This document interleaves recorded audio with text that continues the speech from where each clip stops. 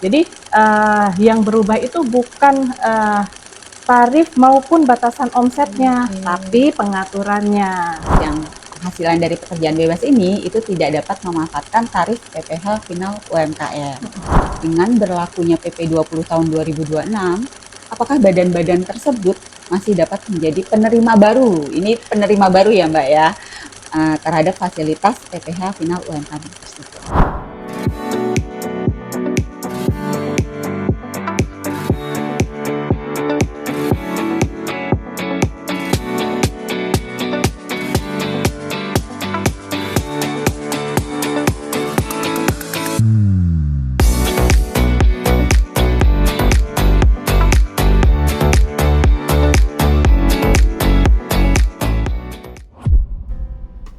Assalamualaikum warahmatullahi wabarakatuh.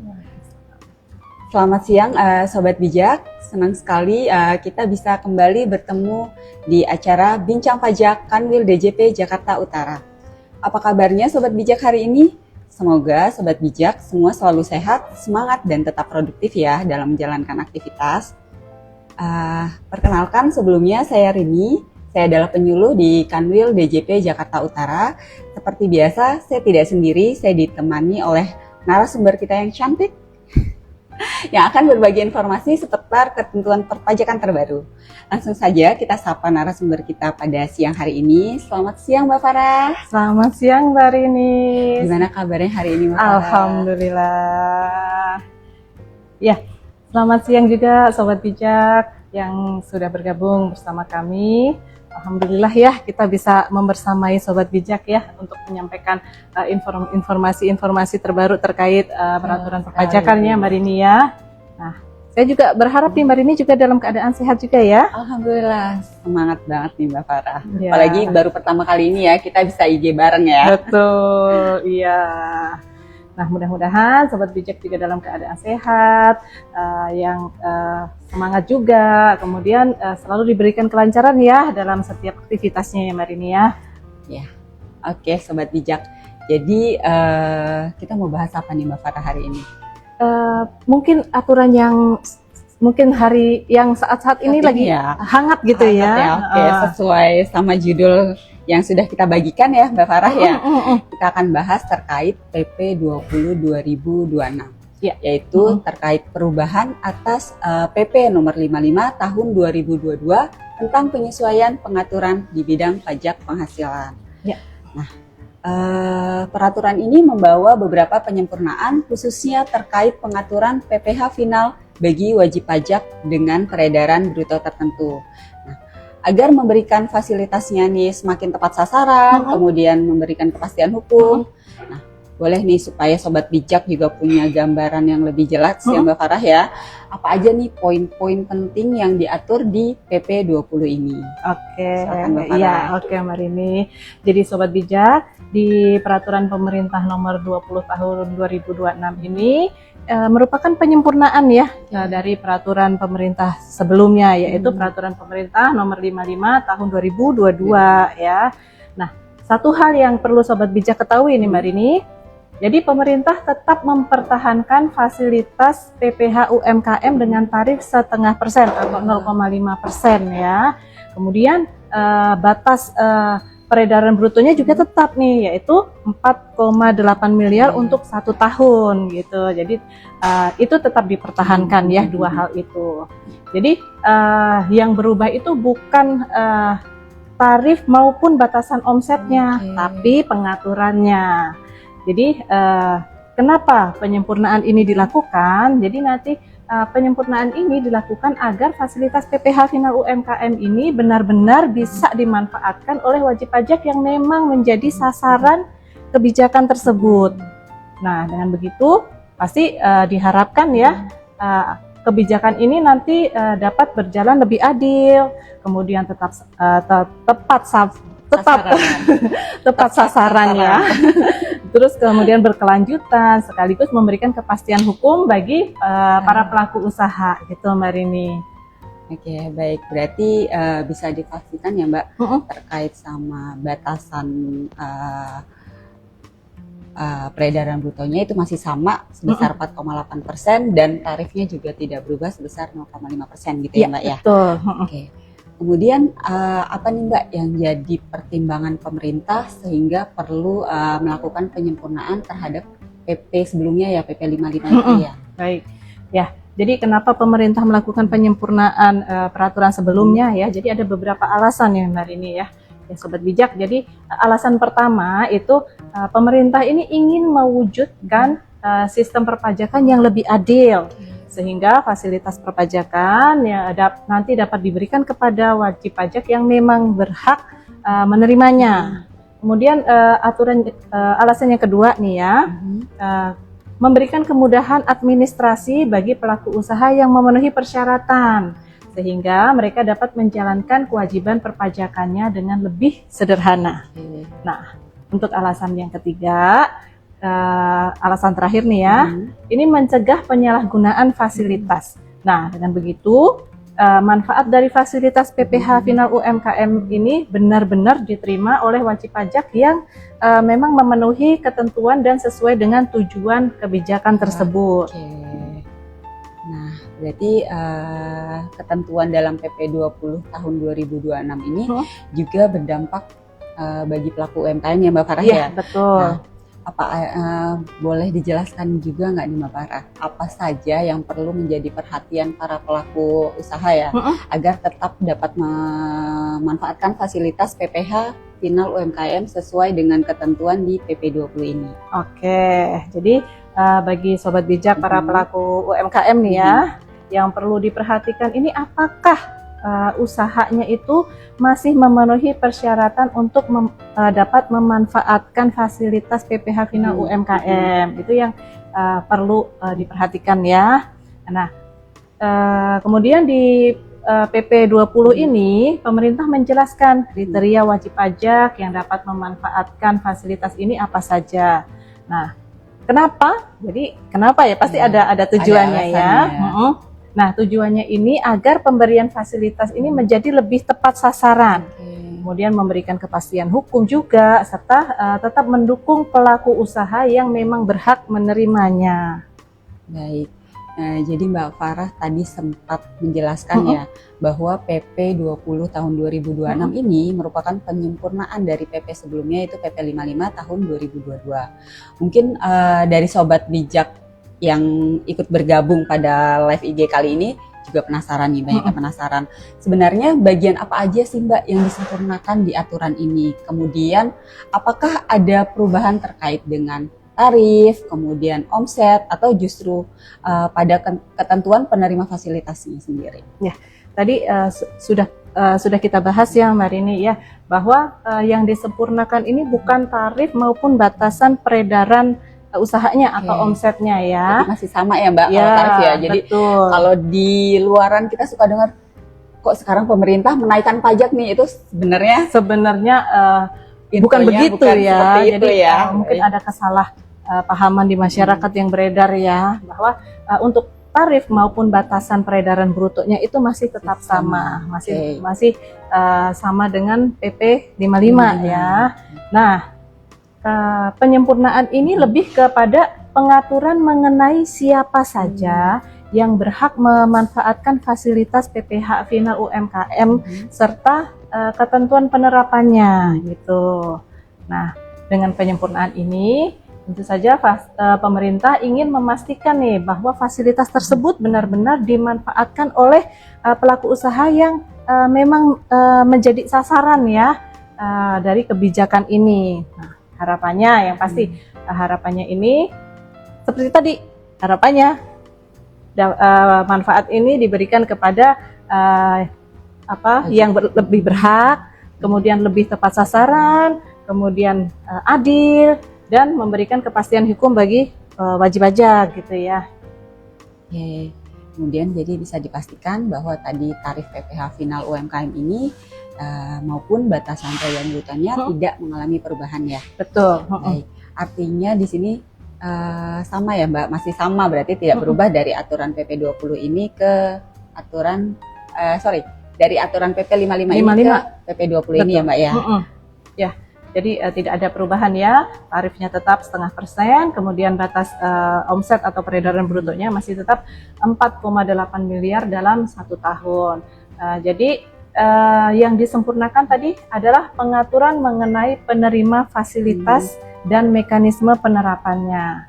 Nah, sehingga fasilitas ini benar-benar dimanfaatkan oleh para pelaku usaha yang memang berhak untuk memanfaatkan fasilitas ini.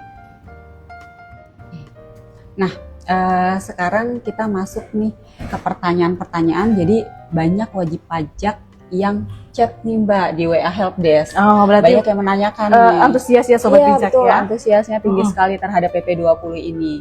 Jadi ada yang menanyakan nih, siapa saja yang dapat memanfaatkan fasilitas PPh Final UMKM dengan tarif 0,5% berdasarkan PP20 ini, Mbak. Oke, jadi di dalam PP 20 tahun 2026 ini fasilitas PPh UMKM tarif 0,5% ini difokuskan kepada 3 kelompok wajib pajak. Jadi hanya tadi kan yang berubah penerimanya juga ya, tiga kelompok wajib pajak yang bisa memanfaatkan ya.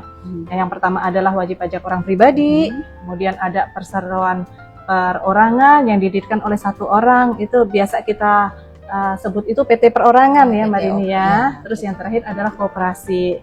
Nah, kenapa cuman 3 kelompok ini? Padahal dulu banyak kan, ada badan CV, kemudian koperasi masih ya, koperasi masih ya. PT, firma, ya PT, BUMD dan BUMDes. BUMDes bersama.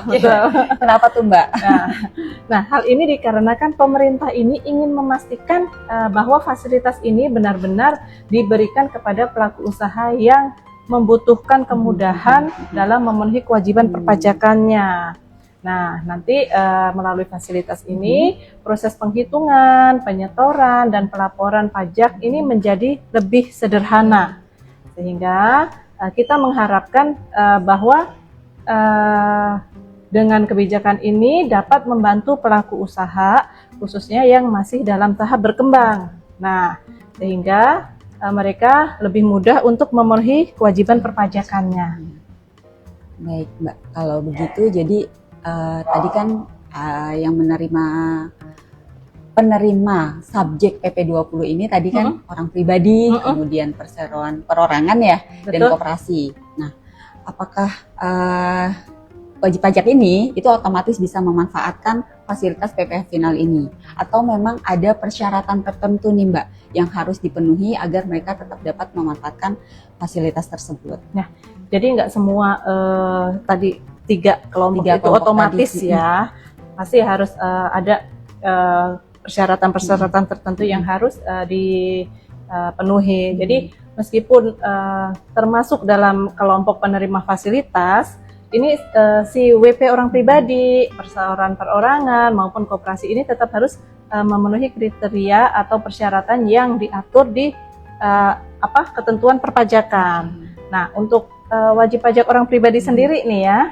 Nah, WPOP dapat memanfaatkan fasilitas ini apabila syaratnya nih ya, memperoleh penghasilan dari kegiatan usaha. Kemudian syarat kedua, memiliki peredaran bruto atau omset itu tidak lebih dari 4,8 miliar dalam 1 tahun.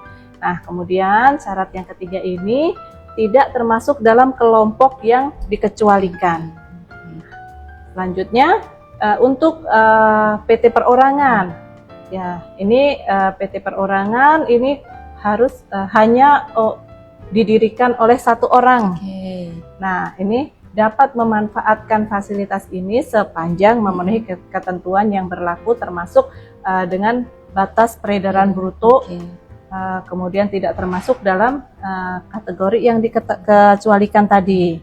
Nah, yang terakhir ini ada koperasi.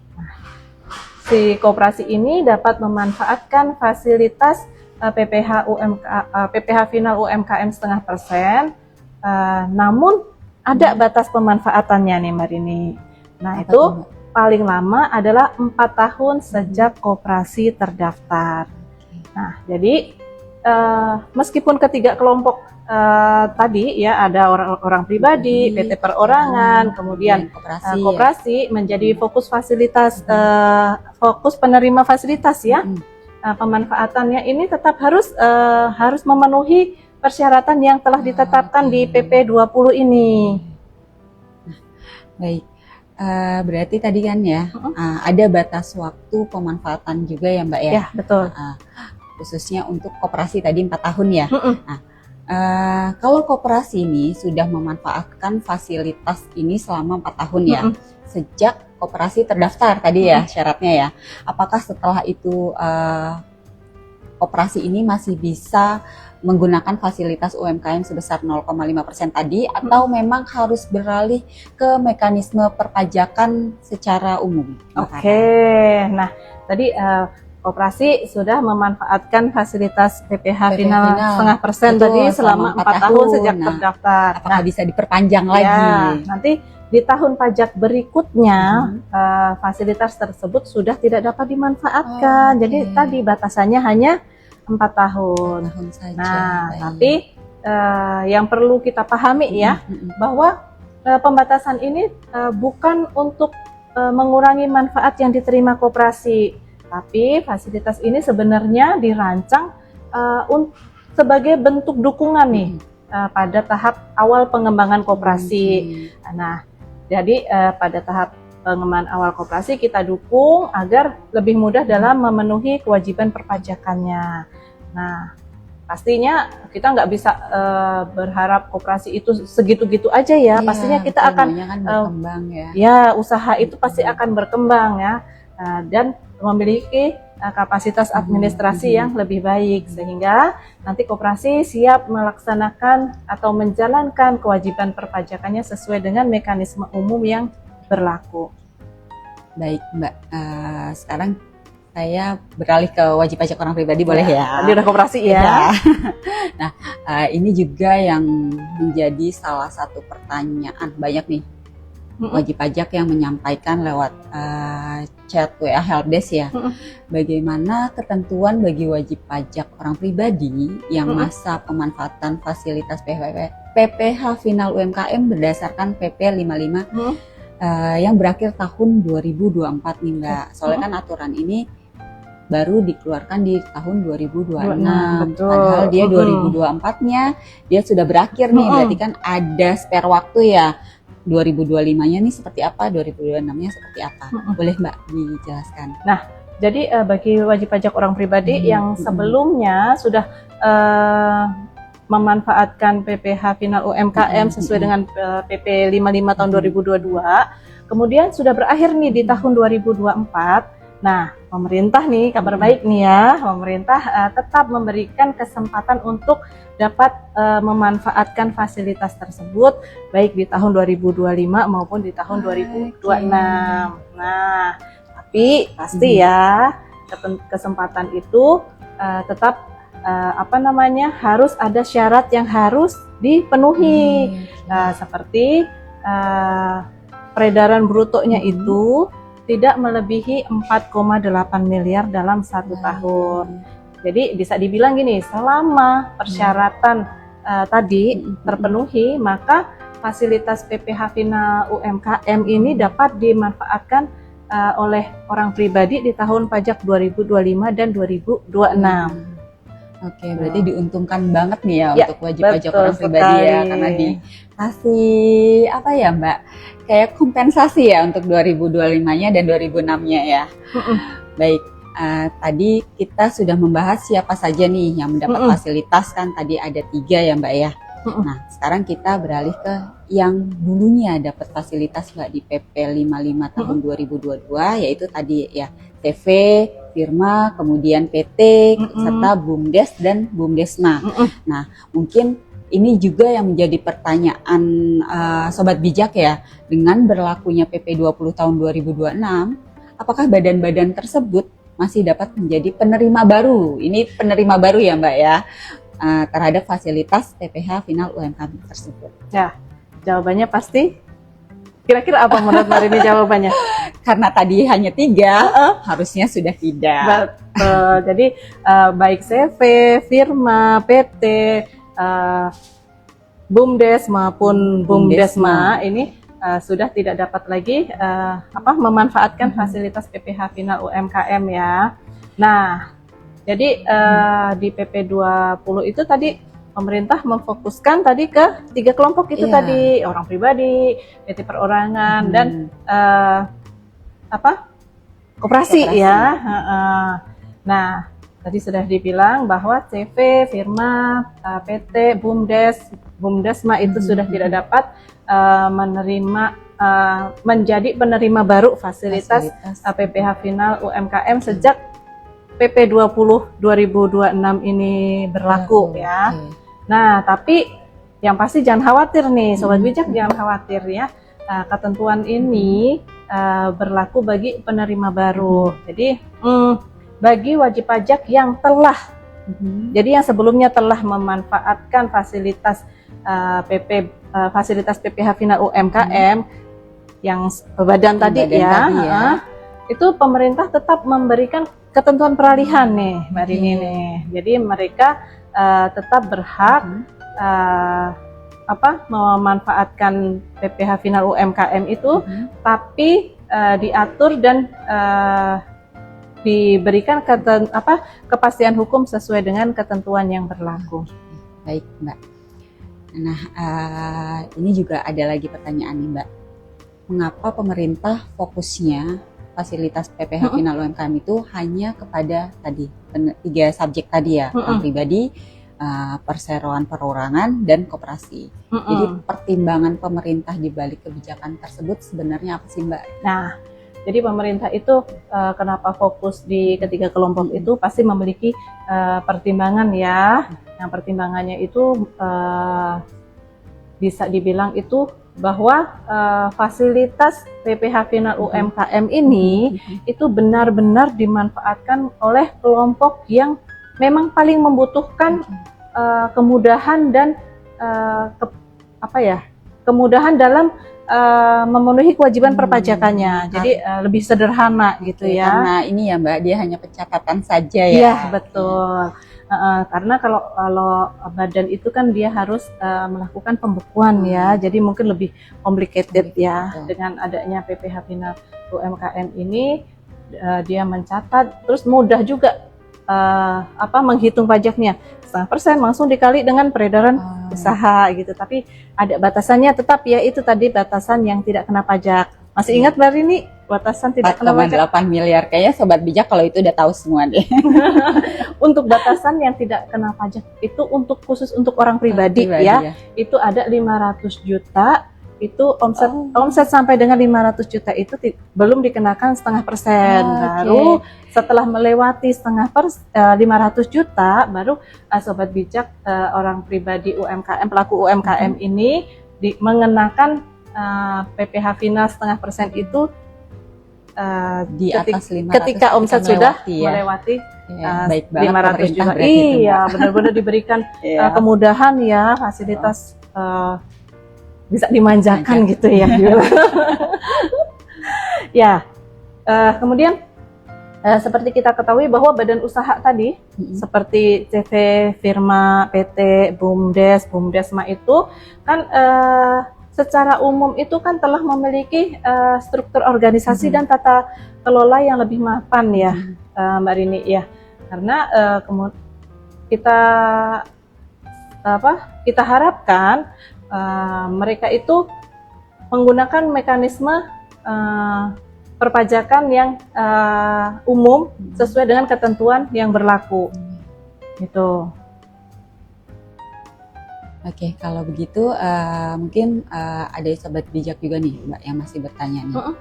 Apakah dengan adanya ketentuan baru ini berarti pemerintah mencabut fasilitas PPh Final UMKM bagi CV, Firma, PT BUMDes dan BUMDesma tadi ya, yang sebelumnya sudah memanfaatkan nih Mbak, atau tetap ada pengaturan khusus bagi wajib pajak yang sudah menggunakan fasilitas tersebut sebelum PP 20 tahun 2026 ini berlaku?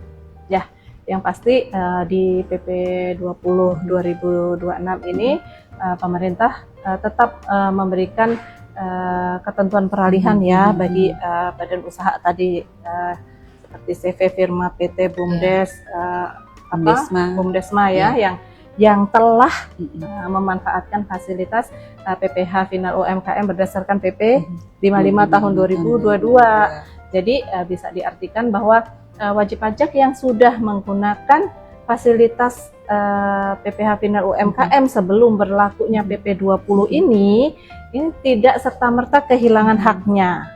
Jadi mereka tetap dapat memanfaatkan fasilitas tersebut sesuai masa transisi dan ketentuan peralihan yang diatur gitu.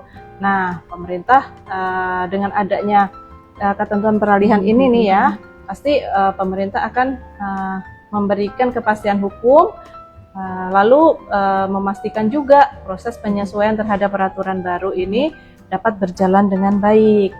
Baik, Mbak. Nah, kalau tadi CV, Firma, PT, BUMD, kemudian BUMDesma yang susah banget ya. yang sudah memanfaatkan fasilitas PPh Final sebelum PP 20 berlaku, ketentuannya gimana? Tadi sudah ya ini ya. Apakah mereka dapat melanjutkan pengelolaan fasilitas tersebut atau ada pengaturan khusus? Tadi ini sudah ya, Mbak ya? Oh, masa transisinya maksudnya Mbak, boleh dijelaskan Mbak? Oke, jadi tadi badan usaha tadi yang sudah memanfaatkan fasilitas PPh UMKM sebelum PP 20 ini berlaku. Nah, fasilitas PPh Final UMKM ini tetap dapat dimanfaatkan sampai dengan jangka waktu pemanfaatan berakhir. Oke, ya, jadi nggak serta-merta misalkan ya dia tahun 2024. Kemudian berlaku sampai 2027, tapi PP 20-nya ini langsung di tahun 2000 langsung berhenti. Berarti enggak ya? Masih tetap dapat memanfaatkan sampai dengan waktu pemanfaatannya berakhir, tapi syaratnya itu tetap ini harus memenuhi persyaratan sesuai dengan ketentuan peralihan ya. Nah, tadi jadi seperti tadi pemerintah bukan mencabut yang dilakukan pemerintah adalah menyesuaikan sasaran penerima fasilitas agar sejalan dengan tujuan awal kebijakan. Nah, itu kebijakannya, tujuan awalnya itu yaitu memberikan kemudahan administrasi perpajakan kepada kelompok yang memang menjadi sasarannya. Oke. Nah, Mbak Farah nih masih ada pertanyaan juga nih. Karena sama-sama merupakan wajib pajak orang pribadi, banyak yang bertanya apakah penghasilan ini terkait dengan pekerjaan bebas ya Mbak Farah ya. Apakah atas penghasilan dari pekerjaan bebas itu dapat memanfaatkan fasilitas juga seperti orang pribadi tadi ya. Nah, sebenarnya bagaimana ketentuannya Mbak? Kemudian apakah penghasilan dari pekerjaan bebas termasuk itu dikenai PPh Final UMKM, bisa apa enggak Mbak? Oke.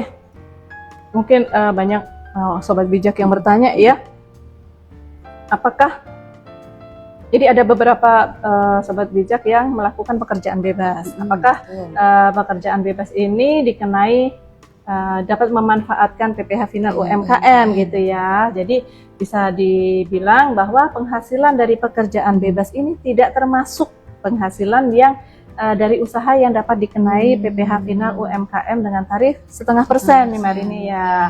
Nah, hal ini kenapa ya? Jadi hal ini dikarenakan fasilitas PPh Final UMKM ini memang dirancang untuk memberikan kemudahan administrasi perpajakan ini bagi pelaku usaha dengan kriteria tertentu.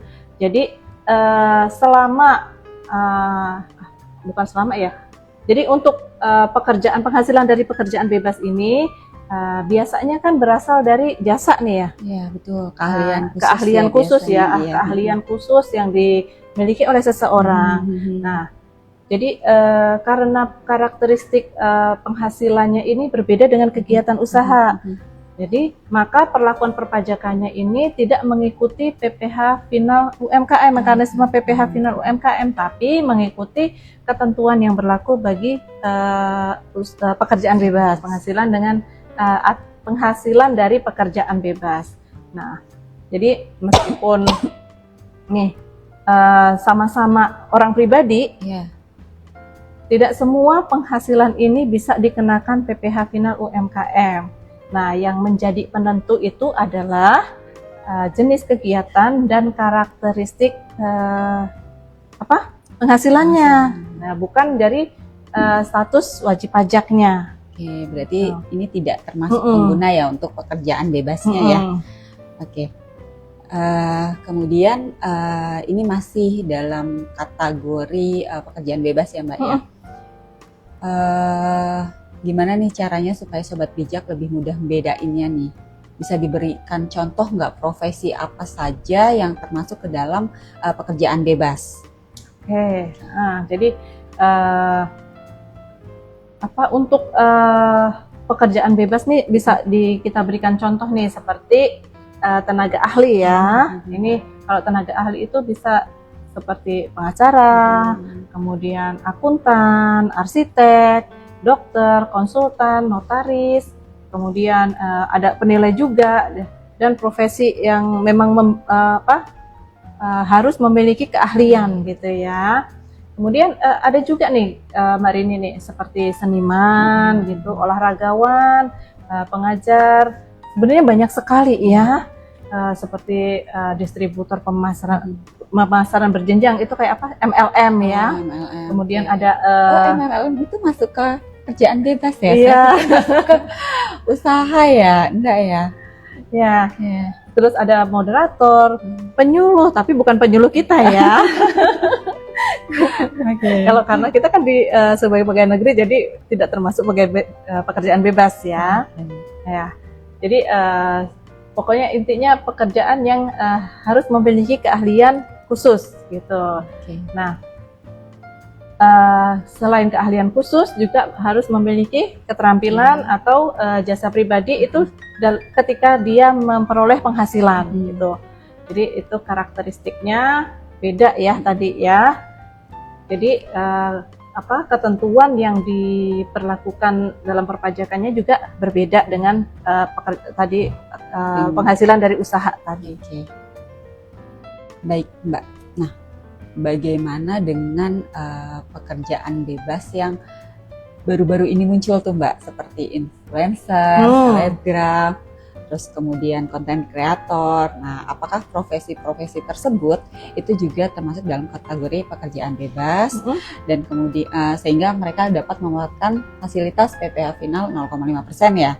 Kemudian atau ada ketentuan lain nih kalau memang ternyata nggak bisa nih dalam kategori yang penerima tarif UMKM tadi, apa ada ketentuan lain yang mendasari untuk mereka melakukan kewajiban perpajakannya?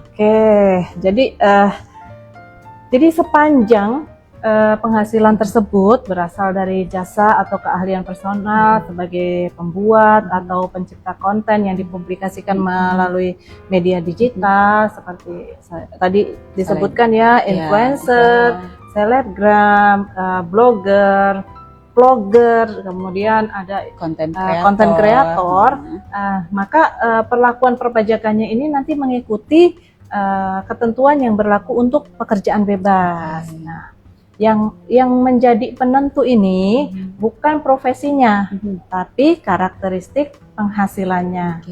Nah, seperti tadi, apabila penghasilan tadi diperoleh dari jasa atau keahlian pribadi, maka mengikuti ketentuan perpajakan untuk pekerjaan bebas.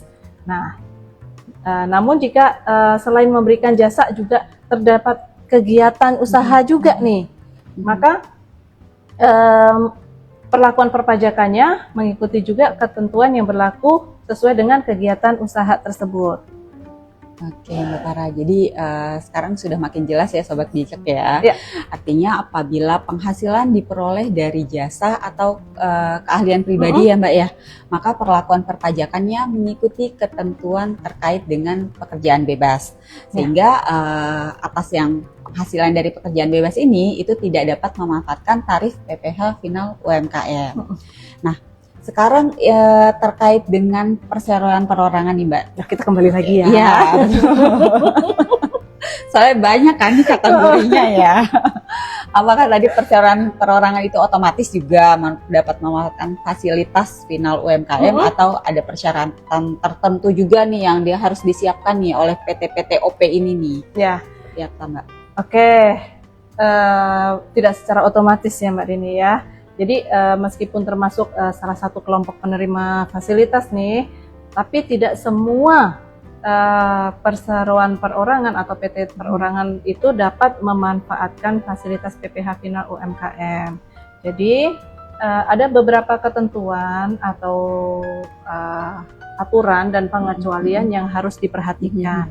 Nah, salah satunya itu PT perorangan tersebut didirikan oleh orang pribadi yang memiliki keahlian khusus dan menjalankan usaha yang memberikan jasa sejenis dengan pekerjaan jasa sejenis dengan pekerjaan bebas gitu ya, maksudnya dia memberikan jasa sejenis dengan pekerjaan bebas yang dilakukan. Jadi dia tidak dapat memanfaatkan fasilitas PPh final UMKM gitu Mbak Rini. Nah, ini kenapa? Pasti tujuannya ini untuk memberikan kemudahan administrasi bagi pelaku usaha.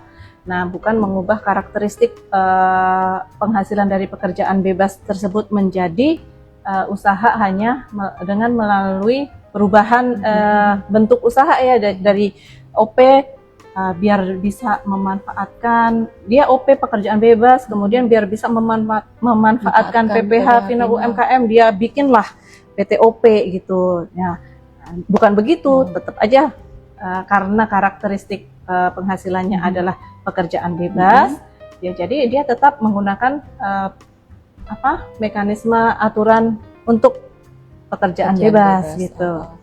Jadi contohnya ini misalkan kayak seorang konsultan ya Mbak, konsultan itu kan termasuk pekerjaan bebas ya. Kemudian dia karena nggak mau kena PPh final nih, dia buat nih perseroan perorangan ya untuk menjalankan. Sebenarnya sama yang diberikan itu jasa konsultasi juga. Nah itu yang mungkin perseroan perorangan ini apakah dapat memanfaatkan fasilitas PPh final UMKM atau mengikuti ketentuan peraturan perpajakan terkait dengan pekerjaan bebas. Tadi sudah dijawab ya Mbak ya? Ini ya. Yang jelas tidak bisa ya. Tidak bisa ya. Jadi karena karakteristik usahanya sama. Tadi balik lagi sama ya. Jadi nggak bisa ya kawan pajak ya, sobat bijak. Nah. Ada satu hal lagi nih Mbak, kalau misalkan wajib pajak orang pribadi memiliki perseroan perorangan. Oh iya, perseroan perorangan ini harus didirikan oleh satu orang ya sobat bijak ya. Ya, namanya juga perorangan ya. Perorangan. Jadi harus yang satu orang. Bagaimana perhitungan batas peredaran bruto 4,8 miliarnya? Apakah omset wajib pajak OP dan omset perseroan perorangan tadi dihitung terpisah atau harus digabungkan? Ini seperti apa Mbak? Oke, jadi ketika WP orang pribadi memiliki PT perorangan gitu ya, maka gimana penggabungan omsetnya? Ya, supaya dia apakah dihitung terpisah atau digabung gitu ya? Untuk dapat memanfaatkan fasilitas ini ya. Jadi untuk WP orang pribadi yang memiliki atau mendirikan PT OP, jadi penghitungan batasan omset 4,8 miliar dalam 1 tahun itu dihitung secara gabungan, baik omset orang pribadi maupun omset dari PT-nya tadi ya. Perseroan perorangan. Ya, jadi batas peredaran bruto ini benar-benar mencerminkan kapasitas ekonomi yang sebenarnya dari orang pribadi tersebut. Nah, kemudian hal ini pastinya pemerintah ini tujuannya ini untuk mencegah praktik pemecahan usaha nih ke dalam beberapa PT OP. Jadi kan banyak nih sekarang, mungkin mudah-mudahan sobat bijak nggak ada ya. Tapi diindikasikan, ditakutkan dengan kalau tidak diatur nih ya penghitungan penggabungan omset antara OP dan PTOP, nah ditakutkan nanti akan dilakukan pemecahan usaha nih. Jadi satu orang pribadi membuat beberapa perusahaan perorangan gitu, agar omsetnya tetap di bawah 4,8 sehingga bisa memanfaatkan fasilitas ini gitu. Ya, kalau istilah kerennya sekarang tuh from splitting ya Mbak ya. From splitting ya. Oke. Nah, kalau misalkan WP orang pribadi, kalau tadi kan dia hanya mendirikan satu perseroan perorangan ya.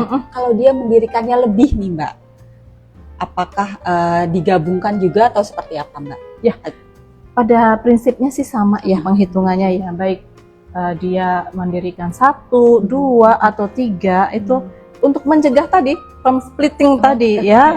Maka penghitungan batasan peredaran usaha itu dalam 1 tahun 4,8 ini nanti dihitung secara gabungan, baik omset orang pribadi sendiri, omset PT perseroan perorangan yang 1, perseroan perorangan kedua, atau misal ada 10 pun nanti omset untuk menghitung batasan omset itu nanti digabung seluruh omset. Oke, gitu. Intinya selama dimiliki oleh satu orang ya Mbak ya. Betul.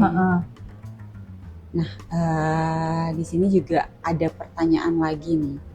Bagaimana ini kalau ini terkait dengan suami istri, kan di PP 55 juga diatur ya terkait perhitungan suami istri yang memiliki perjanjian pemisahan harta dan penghasilan. Nah, apakah nanti kondisi tersebut tuh peredaran brutonya itu dilaporkan secara terpisah atau memang harus digabungkan? Itu seperti apa Mbak?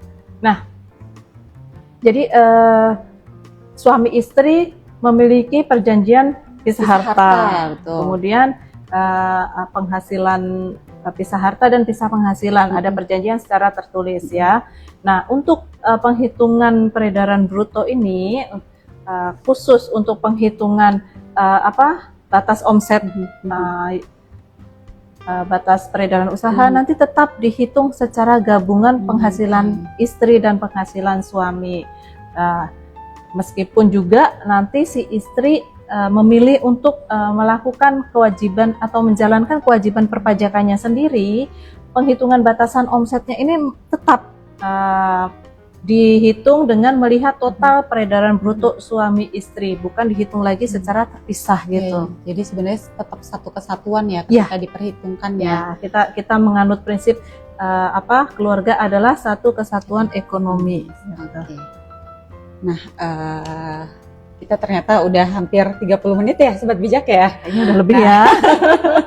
Jadi ada pesan gak nih dari Mbak Farah nih kepada Sobat Bijak semua, khususnya para pelaku usaha terkait dengan diterbitkannya PP 20 tahun 2026 ini? Oke, jadi Sobat Bijak, yang paling penting nih ya, masyarakat dan para pelaku usaha perlu memahami bahwa ketentuan terbaru ini yang telah diterbitkan ini agar dapat menjalankan kewajiban perpajakannya dengan tepat nih Mbak Rini. Kemudian apabila ada hal-hal yang perlu disesuaikan, baik dari sisi administrasi maupun pencatatan usaha, silahkan lakukan penyesuaian sesuai dengan ketentuan yang berlaku. Dan apabila masih ada hal-hal yang belum dipahami, yang pasti jangan ragu-ragu ya, jangan takut, jangan ragu untuk melakukan konsultasi ke kantor pajak terdekat gitu ya. Nah, kemudian dengan Sobat Bijak ini memahami aturan yang berlaku dan menjalankan kewajiban perpajakannya dengan baik, nah Sobat Bijak dapat memastikan hak dan kewajibannya, kewajiban perpajakannya ini terpenuhi, sekaligus juga mendukung kegiatan usaha ini lebih tertib dan berkelanjutan. Baik, nah sudah tidak terasa ya Sobat Bijak ya, kita sudah sampai di penghujung live IG kita pada pagi hari ini. Semoga pembahasan yang telah kami sampaikan itu dapat memberikan pemahaman yang lebih jelas mengenai PP nomor 20 tahun 2026. Khususnya terkait dengan penyempurnaan pengaturan PPh final bagi UMKM. Nah, Melalui ketentuan ini juga diharapkan pengaturan perpajakan dapat semakin tepat sasaran tadi ya, kemudian memberikan kepastian hukum serta dapat memberikan kemudahan pastinya ya, kemudahan secara administrasi bagi wajib pajak yang memenuhi ketentuannya. Betul sekali Mbak Rini. Jadi semoga ya dengan adanya pemahaman yang lebih baik dari ketentuan ini, masyarakat khususnya para pelaku usaha ini dapat semakin mudah nih ya dalam memenuhi kewajiban perpajakannya dan memanfaatkan fasilitas yang diberikan sesuai dengan aturan yang berlaku. Oke. Terima kasih banyak Mbak Farah. Sama-sama. Atas penjelasan yang sangat informatif dan bermanfaat ini. Terima kasih juga kepada Sobat Bijak yang sudah meluangkan waktu dan bergabung bersama kami dalam acara Bincang Pajak kali ini. Nah, jangan lupa untuk terus mengikuti informasi dan perkembangan perpajakan terbaru melalui media sosial Pajak Jakarta Utara. Sampai jumpa di episode Bijak Bincang Pajak berikutnya. Wassalamualaikum warahmatullahi wabarakatuh.